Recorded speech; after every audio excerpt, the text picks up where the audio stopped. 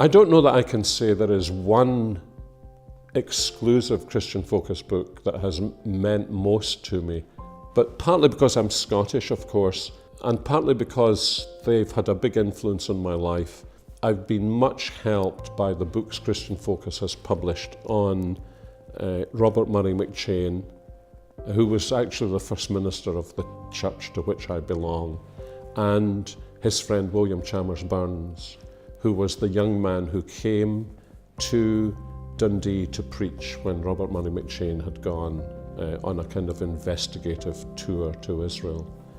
And Christian Focus Publications has brought back a number of volumes of McCheyne's sermons, and I have found them very helpful personally.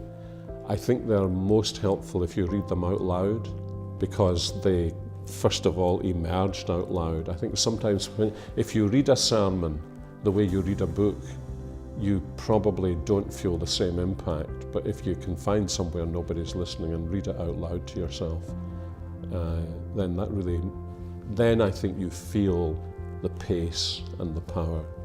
So the Basket of Fragments is one of those, and that is a beautiful book. And then there's a book CFP published called, I think it's called The Polished Arrow, which is about William Chalmers Burns, who is not as well known as he really ought to be. He was a very unusual and remarkable young Christian man of tremendous power in his preaching, but also a man who he would read the Greek classics for leisure in Greek.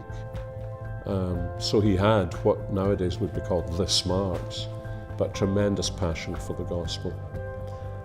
And then there's a very good biography of Murray McCheyne called Constrained by Love, or Constrained by His Love. And because of my interest in them, they've meant a great deal to me.